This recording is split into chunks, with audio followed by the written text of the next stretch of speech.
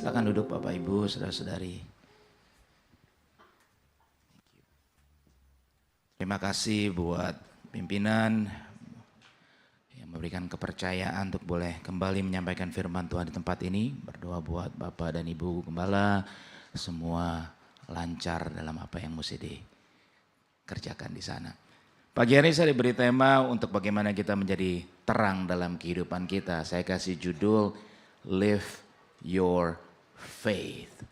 Seringkali kita lupa, kita nggak tahu bahkan apa yang kita percayai gitu ya. Our faith tidak berakar kepada Tuhan. Tadi lagu-lagu penyembahannya semua mengatakan walau badai menerpa, apapun yang kita lewati, Engkau mengangkat kami tinggi Tuhan. Pertanyaannya, benarkah itu yang kita percaya dalam hati kita? Karena seringkali kalau nggak sadar gitu ya, kekristenan kita, maaf kata gitu ya, seperti salesman Bapak Ibu Saudara-saudari. Kalau salesman semua ngomong pasti nomor satu, benar ya. Orang sales semua gitu ya, nggak ada bikin produk, saya nomor dua, nggak ada, semua nomor satu. Yamaha nomor satu, terus satunya ngomongnya Honda lebih unggul. Kan nggak ada ya, silahkan ngalah-ngalahan, nggak ada gitu semua gitu. Dan seringkali kita berkata seperti itu tentang Tuhan. Kita percaya sama Tuhan setiap kali kita lagi ngumpul gini-gini. Iman kita iman anak STM Bapak Ibu. Kalau lagi ngumpul imannya tinggi, wah kalau lagi ibadah nih jam 10 sampai jam 12 lah ya, kira-kira tergantung nanti saya selesainya berapa gitu ya. Imannya naik kalau lagi di lantai 17 tempat ini. Pertanyaannya, apa yang kita percaya setelah kita keluar dari pintu ini? Apa yang kita percaya setelah kita turun dari lift dan kita ke parkiran, kita keluar dari parkiran, kita jauh dari gedung ini, masihkah kita berpegang pada Tuhan? Saat semua orang gak ada sekitar kita, saat musik gak ada, saat pemimpin pujiannya sedang gak ada bersama-sama dengan kita, masihkah kita tetap bisa percaya kepada Tuhan? Karena at the end of the day, apa yang kita percaya pribadi itu yang akan menentukan kehidupan kita. Saudara boleh kelihatan bagus setiap hari Minggu dalam ibadah bersama-sama. Tapi kalau iman kita nggak kuat, saudara bahaya sekali nanti Senin siang, Minggu malam, berbahaya sekali saudara. Tantangannya nggak semakin mudah hidup yang kita hidupi saat ini. Saya bukan menakut-nakuti, saya bukan seorang nabi. Saya hanya anak Tuhan yang mau belajar untuk setia dan taat kepada Tuhan. Maka dari itu saya katakan live your faith. Kita mesti tahu iman kita kemana. Matius 6, mulai Matius 5, Sermon on the Mount gitu ya, khotbah di bukit. Itu frase bahasa Inggris satu yang saya suka sekali, dikatakan berbahagialah engkau kalau kamu miskin di hadapan Tuhan. Gitu ya. Bahasa Indonesia seperti itu. Tapi bahasa Inggrisnya dalam The Message Bible dikatakan blessed are you when you are at the end of your rope. Saat kita di ujung pegangan tali kita, berbahagialah kita. Artinya apa saudara? Saat saudara udah gak bisa pegangan lagi yang lain. Mungkin kekuatan kita, kekuasaan kita, kekayaan kita, koneksi kita semua udah gak ada. Kita pegangan cuman sama Tuhan. Makanya ada teman yang nulis lagu satu-satunya yang kuandalkan. Satu-satunya yang ku percaya. Benar? Itu yang kita percaya? Benar itu yang kita andalkan? Atau seringkali seperti saya gitu ya, seringkali kalau kita lagi ada masalah, kita ada apa-apa, yang pertama kita ambil adalah HP kita. Benar apa benar? Langsung buka WA-nya, langsung buka kontaknya. Masalahnya apa? Kalau sakit kita cari kontak dokter. Benar? Dok ini begini-begini. Kalau masalahnya butuh apa-apa kita cari orang-orang yang berkuasa yang ada di kontak person kita. And we like to rely on them more. Jarang sekali saat masalah tiba atau kekacauan, kegalauan yang menghantui kehidupan kita, jarang respon pertama kita adalah bersujud di hadapan Tuhan. Tuhan tolong, aku gak tahu lagi mesti gimana. Aku gak ngerti mesti gimana. When all the connections are gone, saat semua all the power are useless, semua kekuasaan kita gak ada artinya, semua kekayaan kita gak bisa membeli segala-galanya, bisakah kita berlutut di hadapan Tuhan dan berserah? Ini yang saya katakan, iman kita ada di mana. Setelah kita tahu siapa iman kita, baru kita bisa menghidupi iman kita. Sulit sekali untuk menghidupi sesuatu yang kita tidak mengerti. Sulit sekali untuk menghidupi sesuatu yang tidak kita tahu. Sulit sekali untuk menghidupi sesuatu yang tidak kita percayai. Saya ambil dari Roma 10 ayat 13 sampai 21. Izinkan saya membaca sebentar dalam bahasa Inggris, nanti ada bahasa Indonesianya gitu ya. Saya bacakan dalam The Message Bible, dikatakan everyone who calls help God gets help. Saya suka sekali, simple phrase tapi meaningful sekali. But how can people call for help if they don't know who to trust? And how can they know who to trust if they haven't heard of the one who can be trusted? And how can they hear if nobody tells them? And how is anyone going to tell them unless someone is sent to do it? That's why Scripture exclaims, a sight to take your breath away. Grand processions of people telling all good things of God. But not everybody is ready for this. Ready to see and hear and act. Isaiah asks what we will ask at one time or another. Does anyone care, God? Is anyone listening and believing a word of it? The point is, before you trust, you have to listen. But unless Christ's word is preached, there is nothing to listen to. Saya bacakan dalam bahasa Indonesianya, dari bahasa Indonesia masa kini. Ini berlaku terhadap semua orang, dikatakan. Sebab tidak ada bedanya antara orang Yahudi dengan orang-orang bangsa lain. Ayat 12 dimulai. Allah yang satu itu adalah Tuhan untuk semua orang. Ia memberikan berkat yang berlimpah-limpah kepada semua orang yang meminta tolong kepadanya. Dalam Alkitab tertulis semua orang yang berseru kepada Tuhan akan selamat. Kalau kita pause sampai di situ gitu ya saudara, seringkali kita suka eksklusivitas. Benar ya, apalagi kita orang Indonesia, kita suka dapat VIP. Oh ini kasta saya, kamu beda. Dan seringkali mungkin tindakan kita, kesetiaan kita, apapun yang kita kerjakan membuat kita berpikir bahwa kita better than, kita lebih baik dari yang lain. Karena kita ke gereja hari Minggu, karena kita berdoa setiap hari, karena kita membaca firman Tuhan. Apalagi kita sudah mulai perpuluhan, kita mulai pelayanan, dan kita mulai terlibat dalam misi. Kita mengabarkan Injil kemana-mana, kita pikir kita better than the rest of the people. Kita lebih baik dari yang lain, sehingga seringkali kalau kita melihat orang lain, kasihan deh lu. Attitude-nya seperti itu saudara. Berbahaya sekali, padahal ayat ini berkatakan, apa saudara? Semua orang yang berseru kepada Tuhan akan selamat. Tidak ada perbedaan saudara, siapapun.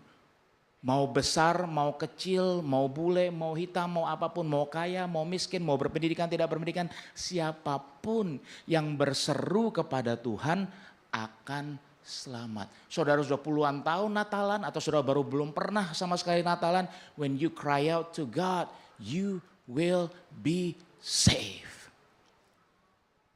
Ini besar saudara ayatnya gitu ya. Seringkali kita ya biasa aja, tapi kita nggak sadar bahwa ternyata Tuhan yang sama bagi kita, Tuhan yang sama bagi semua orang. Dikatakan tetapi bagaimanakah orang dapat berseru kepada Tuhan kalau mereka belum percaya? Dan bagaimanakah mereka dapat percaya kepada Tuhan kalau mereka belum mendengar tentang Dia? Juga bagaimanakah mereka dapat mendengar tentang Tuhan kalau tidak ada yang memberitakan? Dan bagaimanakah orang dapat membawa berita itu kalau mereka tidak diutus? Di dalam Alkitab tertulis begini, alangkah baiknya kedatangan orang-orang yang membawa kabar baik dari Allah. Tetapi tidak semua orang menerima kabar baik itu, sebab Yesaya berkata, Tuhan, siapakah yang percaya pada berita kami? Itu sebabnya orang-orang menjadi percaya karena mereka mendengar berita. Dan berita ini didengar karena ada orang yang memberitakan tentang Kristus. Ini penting karena kita sebentar lagi sudah masuk bulan Desember. Banyak orang yang mungkin belum pernah ke gereja akan ke gereja. Banyak orang yang belum pernah merayakan Natal mungkin akan merayakan Natal. Pertanyaannya bagaimana dengan kita? Punyakah kita kerinduan untuk melihat keluarga kita, teman-teman yang kita kasih untuk boleh mengenal sama Tuhan? Untuk mereka boleh berseru sama Tuhan. Bahasa kita, bahasa saya, saudara, kita ini ada di muka bumi ini cuman jadi makelarnya surga, saudara. Halo. Kita ini cuman makelar, mak comblangnya Tuhan. Bahasa simpelnya. Artinya apa saudara? Teman-teman yang ada di sekitar kita, yuk kita kenalin sama Tuhan. Ada orang-orang di sekitar kita, yuk kita bawa kepada Tuhan. Tugasnya itu aja. Kalau kita bawa mereka sama Tuhan, amin. Yang menyelamatkan bukan kita, yang menyelamatkan Tuhan. Yang mengubah kehidupan mereka bukan kita, yang mengubah kehidupan mereka Tuhan. Yang mengubah kehidupan kita hanya Tuhan kok, bukan kita. Halo? Only God can change our heart. Hanya Tuhan yang bisa mengubah hati kita. Hanya Tuhan yang sama bisa mengubah hati orang-orang di sekitar kita. Jangan pernah punya Superman syndrome. Kita anggap itu tugas kita, semuanya kita. Tuhan gak bisa ngapa-ngapain kalau gak ada kita. Be very careful. Yang Tuhan mau cuman pendudukan diri kita. Yang Tuhan mau kita taat sama Dia. Seperti Yesaya katakan, Here I am Lord, send me. Ini aku Tuhan, kirim aku. Bisa gak kita punya sikap hati yang seperti itu? Berbahagia sekali dikatakan ayatnya di sini. Bagus sekali saudara dikatakan di sini. Roma 10 ayat 3. Roma 10 pasal yang kita semua sering hafal mungkin di atas-atasnya. Barang siapa mengaku dengan mulut percaya dalam hati akan diselamatkan, maka mereka akan diselamatkan. Karena dengan mulut mereka mengaku, dengan hati mereka percaya. Ayat 9-10-nya ayat yang sering kita hafalkan, saudara. Pertanyaan bagaimana kita bisa nyampai ke sana kalau kita nggak pernah mengabarkan bahasanya kabar baik itu. Ini ayat 13 penting. All who call out to the Lord will be saved. Mereka siapapun mereka yang berseru kepada Tuhan pasti diselamatkan. Saudara, seringkali dalam momen-momen yang kritis kita nggak bisa doa panjang lebar, saudara. Saya remember waktu saya kuliah nyetir pagi-pagi mau nganter teman ke airport mau pulang gitu ya. Teman saya nyetir, saya menemani di sebelah di bangku passengers. Di belakang ada teman yang lagi mau berangkat, bagasi semua penuh. Nyetir pagi-pagi, hujan drizzle, saudara gitu. Jadi kami dulu di Oklahoma gitu, jadi cukup dingin cuacanya dan jalannya cukup licin, slick, saudara gitu. Jadi lagi pagi-pagi karena buru-buru pengen ke airport, cukup cepat teman saya nyetir. You know what happened? Kita went through a puddle, ada genangan air, kita masuk, nggak tahu mungkin bannya lagi agak botak atau apa, kita slip, saudara. Dan mobil ini muter, sang. Dan ini di tol, di highway. Saudara, kalau lagi gitu udah nggak ada pujian yang keluar. Sebab kau besar, perbuatanmu ajaib, nyanyi dulu udah nggak keluar, saudara kayak gitu. Udah mules, saudara, udah kayak gitu. Nangkep saudara saya cuma pegangan depan, cuma 2 kata yang saya katakan, Jesus saves. Saya pegangan depan cuma saya, Tuhan tolong. Udah gak bisa ngomong apa-apa. Dan itu belum ada iPhone 17 Pro Max, saudara. Tapi hidup saya di momen itu udah slow mo, saudara. Tahu yang ngambil foto? Slow motion kayaknya, saudara. Seng, saya bisa bayangin mobilnya muter, saya ngeliatin ke depan dengan semua ketemu. Mungkin kalau ngelihat semua pucat gitu, kalau ada candid kameranya gitu ya, ada 360-nya kelihatan muka saya udah pucat. Cuman 2 kata yang saya bisa keluar, Tuhan tolong, Jesus saves. Gak bisa ngapa-ngapain. But di situ saya sadar bahwa di momen kritis saya gak teriak kemana-mana, saya teriak yang ke Tuhan. Saya berdoa gak setiap dari kita, gak ada lah yang harus melewati momen-momen seperti itu. Tapi saya berdoa setiap hari kita mesti menemukan siapa pegangan kita. Sehingga saat kita mesti berteriak, pertanyaannya kita teriak kemana? Bahasa Indonesia, siapa yang berseru kepada Tuhan, mereka akan diselamatkan. Dikatakan, everyone who calls help God gets help. Hotline-nya Tuhan gak pernah digested gitu, saudara, nggak pernah nyangkut, nggak pernah macet. Setiap kali saudara teriak minta tolong, Tuhan pasti tolong. Pertanyaannya, kita teriak nggak? Kita minta tolong nggak? Jangan-jangan kita sering minta tolong sama pasangan kita, sama orang tua kita, sama anak-anak kita, sama koneksi kita lebih banyak dibanding kita teriak minta tolong kepada Tuhan. The Passion Translation putihnya bagus sekali, saudara. Everyone who calls on the Lord name will experience new life, katanya. Hidup yang baru akan keluar saat kita berseru minta tolong sama Tuhan. Saat saudara merasakan tadi walau badai menerpa, tangan Tuhan tetap mengangkat kita tinggi. Artinya apa, saudara? Kita tidak dilewatkan dari badai. Nangkep maksudnya? Kita nggak di-exempt. Oh, badai di sana, terus kalau dari Waze ada diputerin ya rutenya. Jangan lewat sini, belokin kiri dikit. Enggak. Kita tidak kabur dari badai, kita tidak kabur dari tantangan, but we go through it. Kalau ingat zaman-zaman saya dulu, ada pemimpin pujian namanya Ron Kenoly, saudara. Ron Kenoly dulu suka ngomong seperti ini, Allah itu Allah Alfa dan Omega. Artinya apa, saudara? Allah yang awal dan Allah yang akhir. Dia menyertai di depan, dia setia sampai di akhir. Pertanyaannya, kehidupan kita seringkali dari B to Y. Hidup kita nggak cuma dari alfa dan omega, kita nggak cuma mulai dan langsung selesai. Ada huruf-huruf yang lain, saudara. Ada B, C, D, E, F, semua sampai akhirnya. Dan saat kita melewati di tengah-tengahnya B sampai akhirnya itu seringkali rasanya seperti neraka. Saat kita ketemu Tuhan pasti semuanya indah. Tuhan mengubah segala sesuatu di depan. Saat kita mengakhiri semuanya indah karena kita bersama dengan Tuhan kesempurnaan menjadi milik kita. Tapi di tengah-tengah jalan itu seringkali ada ups, ada down, ada tantangan, ada terobosan, ada lembah yang kelam yang kita mesti menangis, ada puncak kemenangan yang kita bisa bersorak. Itu di tengah-tengah itu seperti neraka. Ron Kenoly bilang, kalau kita lewat neraka, don't stop. Jangan parkir, jangan berhenti, just keep going, just keep going, just go through it. Lewatin aja. Saat kita lewatin badai, jangan berhenti di sana. Saat kita mendapatkan kemenangan, jangan berhenti di sana. Karena kalau saudara menikmati puncak gunung gitu, kalau saudara yang hiking, nyampe di atas senang banget. Tapi berikutnya what comes next setelah saudara dapetin puncak gunung? Turun, saudara. Sama dalam kehidupan, saudara berjuang habis-habisan dari bawah, aduh capek ya, capek, akhirnya saudara nyampe ke atas, wow kita bersuka cita, wow pemandangannya indah. The next thing you realize, you need to go down, kita mesti turun lagi. Jadi apa artinya? Jalanin aja hidup ini, just jalanin aja. Itu by the way anak saya punya slogan.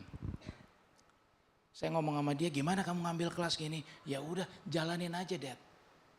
Simple dia ngomong begitu, lama-lama jadi rema dalam diri. Bener filosofinya nih anaknya. Alkitabiah sekali. Ngapain kita seringkali saat kita tantangannya gak enak kita tepuk-tepuk tembok. Tuhan tolong, Tuhan kenapa? Dan kita selalu bertanya kenapa hal ini terjadi sama aku, kenapa gak sama orang lain. Kita frustasi akan apa yang terjadi sama kita. Dan kita lupa bahwa life keeps going on. Hanya karena kita frustasi, hanya karena kita gak mengerti jawabannya, tidak berarti waktunya di pause. The clock is still ticking, saudara. Kalau saudara main game itu countdown-nya tetap berlalu.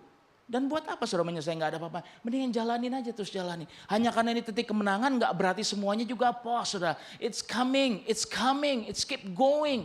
Just jalanin aja. Saya nggak tahu buat siapa firman ini gitu, nggak ada di catatan saya. Tapi saya berdoa menjadi firman, menjadi rema dalam kehidupan kita. Saat saudara puncak kemenangan, syukuri dan tetap jalani dengan segala kerendahan hati Tuhan. Terima kasih buat terobosan ini. Tapi ini semua karena anugerahmu. Pegangan kita, faith kita bukan karena kekuatan kita, bukan karena kemampuan kita, bukan karena kesetiaan kita. Oh karena aku setia sih ikut Tuhan, jadi Tuhan bisa berkati. Enggak. Semua kita dapatkan karena anugerah Tuhan. Saat iman kita benar, jalan kita akan tenang, saudara. Dan kalau saudara, ada beberapa dari saudara yang sedang melewati badai dan melewati lembah yang kelam, yang gak tahu mesti ngapain, doa saya berpeganglah kepada Tuhan. Saya semalam baru ngumpul sama adik ipar saya, makan sama-sama. Saya bilang, sadar gak bahwa ternyata momen yang mendekatkan kita sebagai adik kakak justru momen-momen kesusahan. Saudara, momen-momen yang baik membuat kita impress sama orang lain.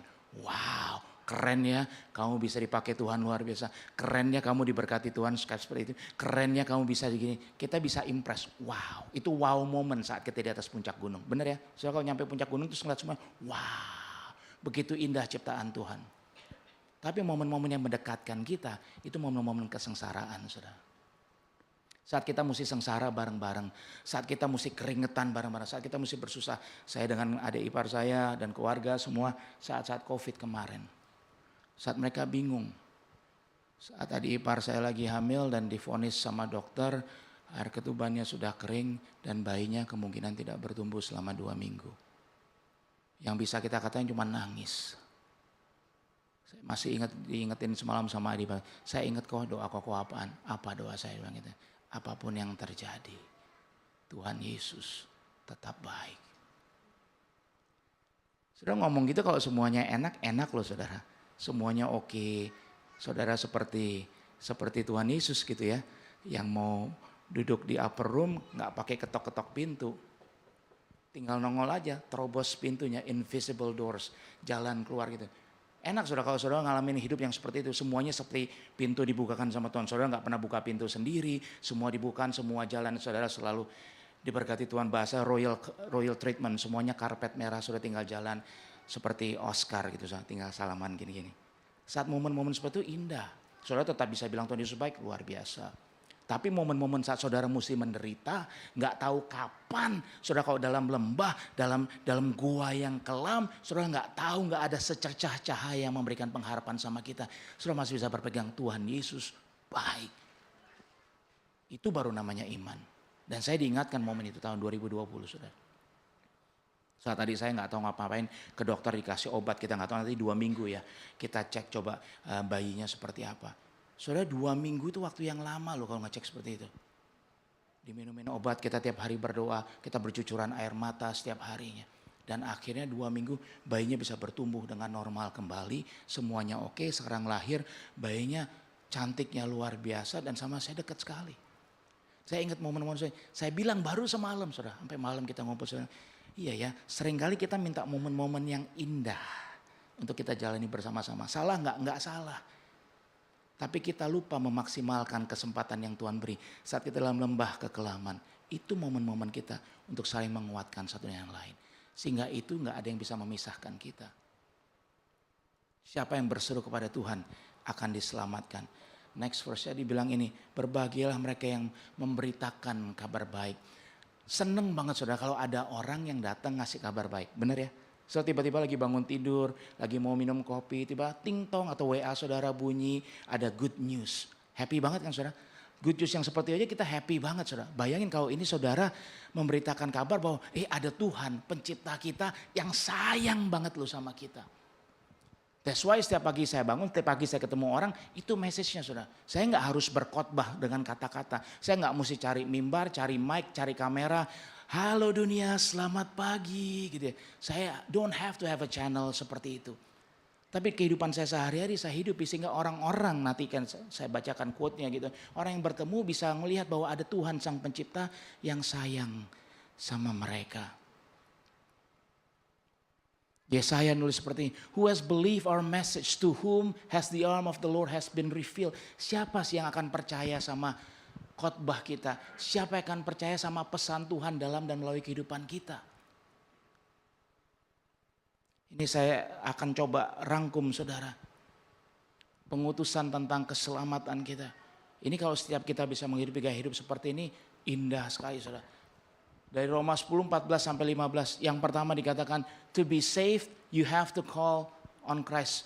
Berseru kepada Tuhan dan dia akan menjawab. Jadi kalau mau diselamatkan, mau ditolong, mau dibebaskan, kita harus berseru. Pertanyaannya, to call you have to believe on Christ. Bahasa simpelnya, kita mau telepon ke siapa kalau kita nggak punya nomor WA-nya? Menurut saudara? Telepon Pak Pendeta lah, nomor WA-nya Pak Pendeta mana? Saya nggak tahu. Telepon Tuhan lah, kontak sama Tuhan. Pertanyaannya gimana kita tahu sama Tuhan? Susah saudara. To believe, you have to hear the word of Christ. Untuk saudara bisa percaya, saudara udah mesti dengar dulu. Dan bahkan dikatakan, survei mengatakan, untuk seseorang bisa percaya kepada Tuhan, average, dia mesti dengar tentang Tuhan 12 kali dulu saudara. 12 kali dikasih tahu bahwa ini air minum sehat, air minum ini menyelamatkan, ini semua 12 kali baru akhirnya nyoba-nyoba. Mungkin kali ya. Tuhan baik, Tuhan mungkin kayak 12 kali. Pertanyaannya kalau kita belum pernah melakukannya, orang itu belum pernah mendengar sama sekali, berapa lama it takes for them untuk bisa kenal sama Tuhan, untuk bisa mendengar suara Tuhan. And to hear, you have to have someone proclaiming the message of Christ. Untuk bisa mendengar, mesti ada orang yang mengabarkan, memberitakan, mengkhotbahkan, menyampaikan, mengajarkan. And to proclaim with divine authority, You have to be sent by God untuk bisa mengabarkan, untuk bisa menyampaikan, untuk bisa mengkhotbahkan, untuk bisa mengajarkan. Semuanya dikatakan kita harus diutus oleh Tuhan. Sadar nggak kalau hidup kita adalah hidup utusan-utusan Tuhan di muka bumi ini? That our lives is not our own. Hidup kita bukan milik kita sendiri, tapi hidup kita adalah utusan dari Tuhan. Sadarkah kita bahwa salvation is always personal, but it's never meant to be private. Keselamatan itu pribadi, saudara. Artinya apa? Nggak bisa nebeng. Anak saya, papanya pendeta, pasti masuk surga. Nggak bisa. Mereka mesti sendiri-sendiri. Nggak ada KKN untuk masuk surga, saudara. Kenalnya semuanya, saya kenalnya sama pendeta-pendeta besar semua, pasti nggak ada, saudara. Keselamatan itu bagaimana kita masing-masing kenal nggak? Percaya nggak, intim nggak sama Tuhan. Tapi nggak pernah private, artinya apa? Nggak pernah untuk to be kept alone, nggak pernah hanya untuk milik sendiri, nggak pernah bahasa yang sering kali dipakai dalam dunia kita untuk kalangan sendiri. Nggak ada. Ayat 12 tadi kita baca, Tuhan yang sama buat yang di luar gereja, Tuhan yang sama tuh di dalam gereja. Berat, saudara, gitu ya. Berat seringkali kita untuk mengalami.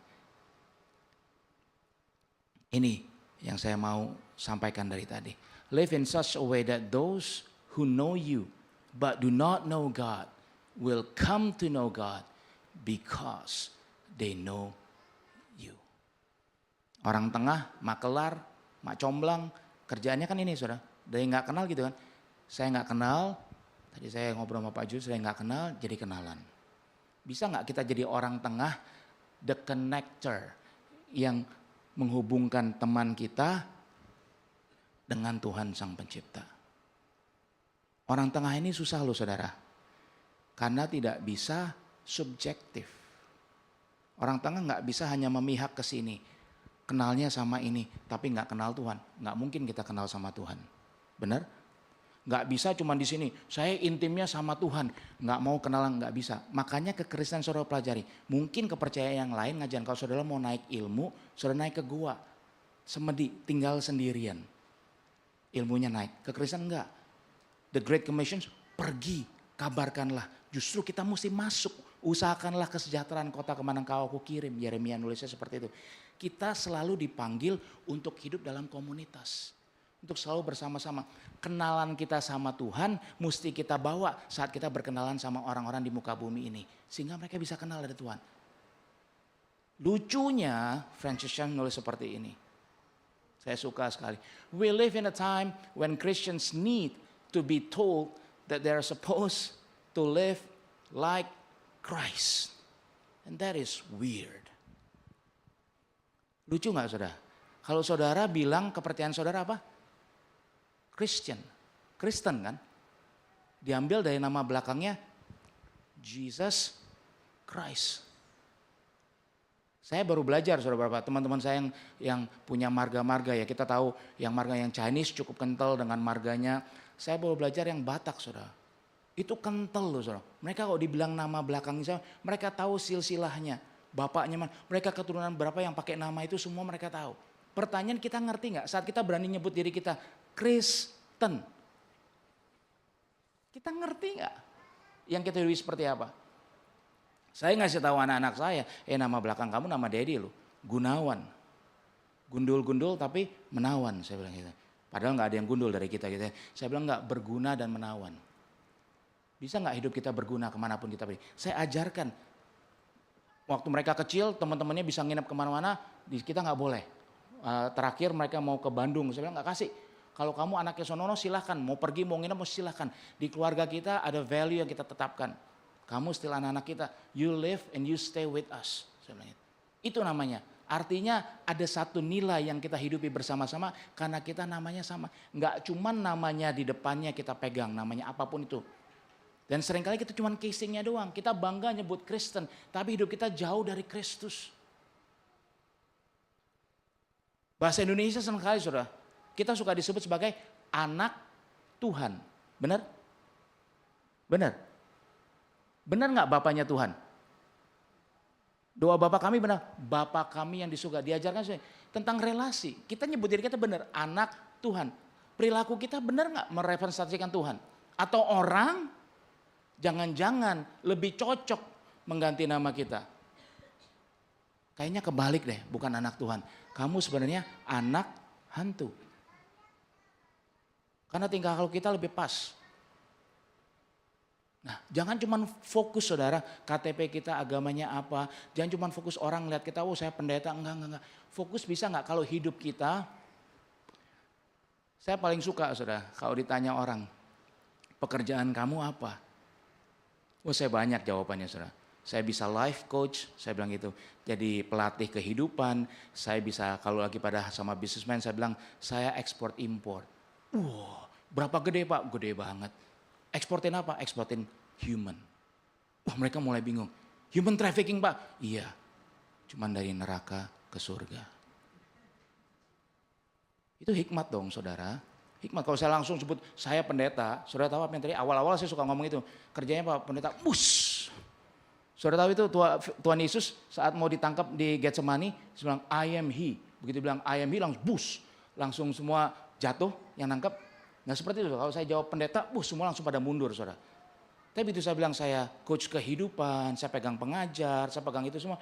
Oh yang ngajar apa Pak? Nah pelan-pelan saya masuk. Banyak orang gak tahu saya pendeta. Tapi lama-lama mereka bisa ngeliat, kayaknya kamu Kristen ya. Masa sih saya bilang gitu. Ya saya makan babi sih saya bilang gitu. Terus mereka mulai bingung lagi. Nah gak saudara? Jadi nggak usah bangga-bangga dulu sebut title. Nggak perlu pakai bikin seragam. Saya cinta Yesus. Gitu ya. Kaos gede-gede gitu ya. Saya Kristen, saya cinta. Terus dibalik ke belakang, how about you? Wah nunjuk orang gitu saudara. Nggak perlu saudara. Hidup aja sama-sama. Apalagi pakai tato-tatoan gitu semua. I'm Christians, nggak perlu saudara. Karena yang penting hati kita seperti apa. Tampak luarnya gampang mengelabui orang. Tapi yang di dalam ini nggak bisa dibohongi saudara. Mahatma Gandhi ngomongnya seperti ini. I like your Christ. I do not like your Christians. Your Christians are so unlike your Christ. Sedih saudara kalau baca seperti ini. Nggak mungkin sebenarnya. Biasa peribahasa Indonesia apa? Buah tidak jauh dari pohonnya kan. Anaknya seperti apa, ya bapaknya seperti itu saudara. Saya di gereja paling suka ngomong sama siapa saudara? Sama anak-anak. Anak-anak, hei apa kabar kamu? Imut ya ngomong-ngomong. Terus ngomong. Itu anak-anak bocorin semua papa mamanya saudara. Rumahnya kayak apa, anak-anak pasti ngaku. Gak ada yang ditutup-tutupin saudara. Oh iya papa mah kalau di rumah gak pernah baca Alkitab. Doa males, bangun siang. Tahu semua saudara. Terus saya tanya bapaknya, Pak gimana sudah lama pelayanan? Iya, Alkitab sudah berapa kali? Oh saya udah habis Pak, cover to cover katanya. Oh iya, anak bapak bilang gak pernah habis loh Pak. Gak bisa bohong. Anak sama bapak itu sejenis saudara. 11-12 bahasanya. Jadi janganlah kita mencoba fokus-fokus cuma mengelabui depannya, coba permakin depannya. Yuk saya berdoa ada transformasi di hati dulu yang mengubah kehidupan kita. 2 Korintus mengatakan seperti kita ini surat yang dibaca oleh sekitar kita. I don't mind teman-teman saya nggak pernah baca Alkitab. Tapi saya jamin saat mereka berteman dengan saya, pelan-pelan mereka mulai baca Alkitab melalui kehidupan saya. Dan sekarang sedang nih, ada teman saya yang lagi baca sudah nyampe Yesaya. Orang pinter, analytical banget. Kalau ngomong sama dia susah sudah. Referensi bukunya berat-berat, filosofer segala macam berat-berat. Pas pelan-pelan ya udahlah, saya bilang kita ngobrol, tiba-tiba dia tergelitik sekali. Dia bilang, it seems like bahasa dia. Resource kamu cuma Alkitab ya katanya. Sumber kamu cuma Alkitab. Jadi banding gua pusing, gua baca sekalian sendiri aja Alkitab lu katanya. Silahkan saya bilang. Journey di tahun ini dari awal sampai sekarang dia udah masuk di Yesaya. Tugas dia, tujuan dia bukan mau cepat-cepatan habis, dia mau coba mengerti. Terus dia datang ketemu saya bingung. Gue bingung kalau baca ini bingung, nggak apa-apa yuk kita baca sama-sama. Kita ini surat yang dibaca sama semua orang. Ada nggak dalam surat ini mengajak orang lain untuk kenalan sama Tuhan? Memberikan kehausan, kelaparan untuk mengenal Tuhan. C.S. Lewis nulis seperti ini. Every Christian is to become a little Christ. The whole purpose of becoming Christians is simply nothing else. Alasan kita percaya Tuhan Yesus menjadi Kristen bukan untuk masuk surga. Halo. Seringkali kita kepleset, saudara. Tujuan yang penting masuk surga. Artinya saudara percaya karena ketakutan. Nangkep. Nerakanya menyedihkan, kertak gigi, sakit gak habis-habisnya, nangis mulu-mulu. Gue gak mau ke sana, gue pilih surga. Saudara kesini karena saudara gak mau ke sana. Tapi sebenarnya tujuan jadi Kristen adalah supaya kita menjadi seperti Kristus. Dibentuk hatinya. Jadi jangan bangga dulu saudara. Kalau saudara sebut saya ngerayain Natal, saya orang Kristen. Gak usah bangga-bangga dulu. Banggalah saat saudara mulai melihat karakter-karakter Kristus mulai keluar dalam kehidupan kita.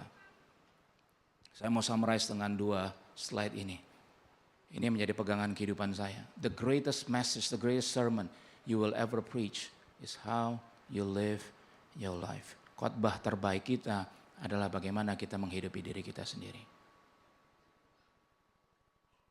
Saya hormati setiap kali saya dapat undangan. Kalau saudara perhatikan setiap kali saya mau diundang, mau khotbah gitu ya saudara, saya gemeter takut. Saya ke WC bolak-balik saudara. Gemeter. Padahal saya udah 15 tahun lebih saudara. Sebenarnya 23 tahun saya pelayanan full time. Megang mic ini udah bolak-balik saudara. Tapi setiap kali mau khotbah saya pasti gemetar. Karena yang saya omongin bukan diri saya. Yang saya omongin adalah firman Tuhan. Tapi dari semua saya coba rangkum, khotbah terbaik saya bukan saat viewer saya bisa ribuan atau puluhan ribu di sosial media. Saat audiensnya semua jadi besar, enggak. Khotbah terbaik saya adalah melalui kehidupan saya. Saya baru sadar kira-kira 10 tahun terakhir. Teman-teman kalau saya bilang, Tok gue mau ngundang lo khotbah ya. Ya oke lah, undang saya khotbah oke. Tapi lebih bagus kalau kita duduk ngopi bareng. Kita bisa ngobrol bareng. Dan kita bisa sama-sama bertumbuh. Karena khotbah ini semua materinya saya sudah persiapkan. Saya sudah rehearse, saya sudah latih sehingga saya bisa persembahkan mudah-mudahan yang terbaik. Sehingga Bapak Ibu bisa dibangun dan dikuatkan. Tapi kehidupan saya sehari-hari itu gak ada kameranya. Kehidupan saya sehari-hari gak ada persiapannya. You never know. Minggu ini saya mengalami 4 orang sekitar saya meninggal. Satu meninggal dengan usia sangat muda, 25 tahun. Saya habis jalan pagi, lagi mau ngopi, ditelepon, suara yang di satu sisinya sudah nangis-nangis. Saya bilang, I'm coming. Saya datang, saya ngelihat jenazahnya semua. Knee saya tremble, sudah. Dengkul saya sudah bergemetar, saya udah gak bisa ngomong apa-apa. Jadi saat saya ngomong, Tuhan satu-satu yang kau yang kuandalkan, saya baru alami minggu ini. Teman saya SMP baru kemarin meninggal. Minggu ini 4 orang sekitar saya. Saudara saat itu terjadinya jauh dari kita, mungkin kita tenang, tapi begitu orang yang dekat-dekat dengan kita, itu reality hit saudara. Pek. Sadis ya. Jicap go 25 tuh mudah sekali loh saudara. Lewat begitu saja. Dan jangan pernah sia-siakan. Makanya saya langsung, kata-kata ini keluar. Bagaimana saya menghidupi diri saya? Sudah belum hidup saya selaras, senada, seirama, sejalan dengan kebenaran firman Tuhan.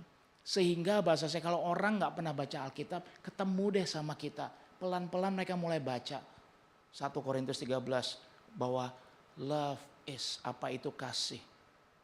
Saat orang percaya sama kita, sadar gak bahwa ada Tuhan Yesus yang baik. Tanpa perlu kita ngomong apa-apa. Mereka bisa, kok bisa ya ada orang begini ya. Dan pelan-pelan curiosity mulai ada. Saat orang gak percaya sama Tuhan, saat orang itu ateis bahkan menyebut dirinya, ketemu sama kita, bisa mempertanyakan. Gak mungkin orang gak percaya sama Tuhan. Bisa gak berubah seperti itu? 2 tahun yang lalu ada 1 orang datang ke saya gitu. Om, saya ateis, saya udah gak percaya sama Tuhan. It's okay, Tuhan gak geder, saya bilang gitu. Terus duduk pelan-pelan. Semalam telepon, mau mulai belajar baca Alkitab. Jernih perjalanan kita sama saya. Bisa gak kita hidupi? Jadi fokusnya bukan di hari Minggu saat ibadah saudara. kita memperlengkapi diri, kita bagus, silahkan saudara berikan yang terbaik hari Minggu, pasti. Tapi pertanyaannya setiap hari, jangan sampai kita cuma naik panggung di hari Minggu, sini kita mau kudus, kita berpuasa, kita siapkan hati supaya saat kita di panggung, semua kita persembahkan yang terbaik. Jangan sampai begitu selesai ibadah, kita turun lagi. Saya berdoa kehidupan kita sehari, setiap hari kita naikkan derajatnya. Sehingga setiap hari kita sadar bahwa kita adalah surat yang terbaca sama semua orang. Setiap hari ada orang yang nonton kita. Setiap hari selalu ada kamera yang ngeliatin kita. Setiap hari ada CCTV yang memantau kita.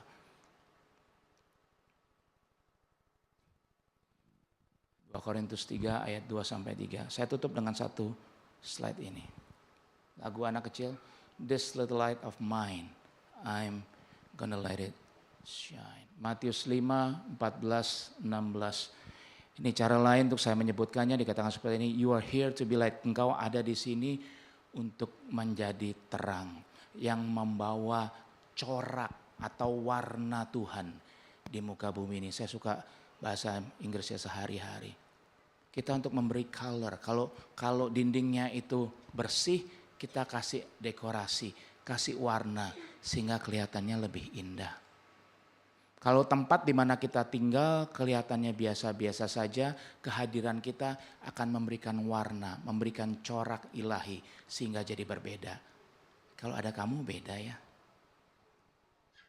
Saudara, setiap orang senang loh ketemu kita. Cuman permasalahannya dua.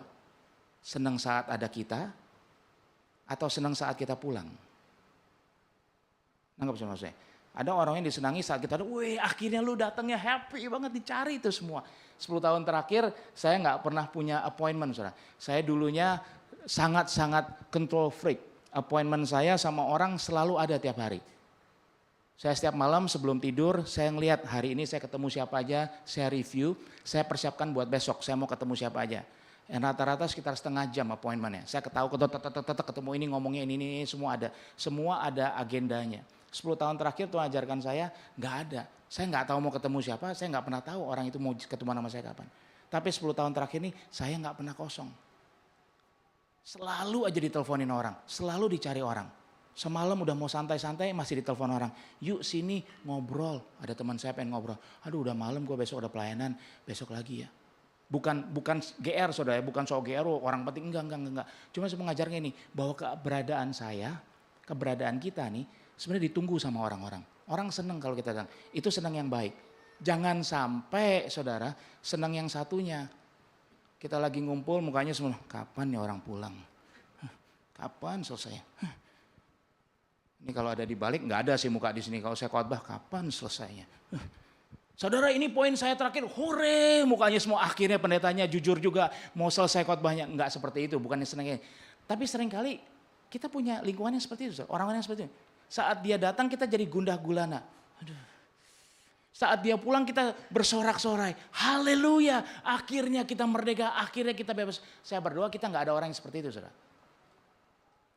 Saya berdoa kita menjadi the little light of mine. I'm gonna let it shine. Orang-orang yang akan bersinar. Sehingga keberadaan kita selalu ditunggu-tunggu sama orang.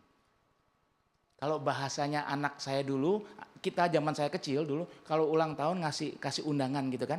Terus ada pesan di bawahnya. Ada yang ingat Bapak Ibu saudara? Ini pesannya beda saudara. Kalau dulu ulang tahun ada pesannya di bawah, kata-katanya baik sekali. Tiada kesan tanpa kehadiranmu. Benar ya? Keren ya. Saya sampai ingat saudara. Wih, ternyata dari dulu Tuhan mengajarkan bahwa our presence, kehadiran kita adalah the greatest present, adalah kado yang terbaik bagi teman-teman kita. Teman-teman kita nggak pusing kita bawa kado apa, asal kita hadir mereka senang. Beda sama zaman sekarang, saudara. Benar? Zaman sekarang, saudara kalau kawin coba, undangannya pasti ada note-nya juga di bawahnya. Note-nya apa Bapak Ibu? Tanpa mengurangi rasa hormat, segala bentuk perhatian boleh disalurkan ke QR ini. Saya boleh terjemahkan bahasa sehari-hari nggak? Saya orang yang praktikal, saudara. Saya susah kalau baca bahasa gitu. Saya bilang, lu datang nggak apa-apa, yang penting kado lu nyampe. Halo? Maaf kalau ada yang tersinggung, saudara. Tapi terjemahannya benar, datang nggak datang yang penting dukungannya dong. Yang penting apa? Transferannya. Ada transfer. Ada orang yang seperti itu. Asal kita transfer lebih senang dibanding kehadirannya. Saudara lupa bahwa kehadiran seseorang jauh lebih penting. Dan seringkali itu yang kita bawa attitude kita sama Tuhan. Nular ke sesama. Tuhan nggak usah ganggu-ganggu. Gue nggak mau ganggu lu banyak. Yang penting lu tolong gue aja, aman kok. As long as you answer my prayer, I'm fine. Nggak usah turun gunung Tuhan dari surga ke sini. Nggak usah. I don't need your presence. Aku nggak butuh kehadiranmu. Aku hanya butuh kado-kadomu. Itu attitude kita sama Tuhan seperti itu. Seringkali di doa seperti itu. Sehingga begitu kita sesama, kita begitu. Saat kita kenalan, kita cuma mau lihat, oh ini orang koneksinya kemana? Kemana? Oh ini koneksinya apa? Oh kita mau bye-bye ya, supaya kita bisa dapat koneksinya. It's always what's in it for me. Selalu ada udang di balik bakwan. Kita lupa bahwa panggilan terbesar dari Tuhan Yesus adalah come follow me. Panggilan terbesar untuk datang jalan sama Tuhan. Menikmati hidup sama Tuhan. Kita yang orang tua sadar ya. Paling sebel kalau anak saya minta sesuatu. Cuma dapat barangnya doang. Terus bye daddy, thank you. Mereka belajar. Saat, mau apa kamu? Enggak apa-apa. Yang penting sama daddy aja udah seneng kok. Aduh. Luluh hatinya. Benar ya yang orang tua? Benar ya, makanya orang Jawa belajar peribahasa itu. Makan, nggak makan, asal ngumpul. Kalau ngumpul pasti makan nggak? Pasti makan. Cuma pertanyaan menunya apa nomor 2. Saudara kalau saudara hidup seperti itu, ngapain dia yang penting sama-sama kamu lah. Sama pasangan kita nggak peduli. Makanya mencoba sih, kita lagi mencoba. Janji nikah apa? Setia dalam suka dan dalam duka. Artinya apa? Bareng. Mau enaknya bareng, mau gak enaknya bareng. Itu yang susah kan? Ternyata over and over ini yang tiada kesan tanpa kehadiranmu. Itu yang paling susah untuk kita kerjakan. Karena sering yang kita mau hanya hadiahnya. Sama Tuhan yang penting berkatnya. Tuhan gak usah ubah-ubah apa-apa. Gak usah kutak-katik hidupku. Semasa engkau memberkati aku, udah I'm fine. Tapi yang Tuhan mau bawa kepada setiap kita hari ini adalah live your faith. Hidupi iman kita, artinya Tuhan aku mau bareng sama engkau. Kalaupun aku mesti melewati lembah yang kekelam, kalaupun aku mesti melewati bahasa saya neraka, Tuhan sanggup mengubah neraka menjadi surga. Karena apa? Pada dasarnya God's kingdom, kerajaan Allah. Saat Allahnya yang berkuasa adalah Allah. Teritori di mana Allahnya adalah Allah, itu adalah God's kingdom. Jadi kalau kita lewat dalam lembah yang kelam, tapi sama Tuhan, itu jadi surga kok. Saudara sedih, saudara bermasalah, ada Tuhan. Itu semua mengubah segala-galanya. Tapi kalau dibalik, apakah artinya segala keindahan dunia kalau nggak ada Tuhan di dalamnya? Makanya katanya itu, apa artinya semua kekayaan tapi nggak ada aku? Saya berdoa jadi sesuatu yang boleh kita kunyah bersama-sama. Kita mau bertumbuh. Kita nggak cuma minta berkatnya Tuhan, pertolongan Tuhan, mujizat dari Tuhan. Tapi yang kita nantikan adalah Tuhan sendiri. Tundukkan kepala, kita berdoa. Bapak, pagi hari ini kami berdoa biar ini menjadi kerinduan hati kami.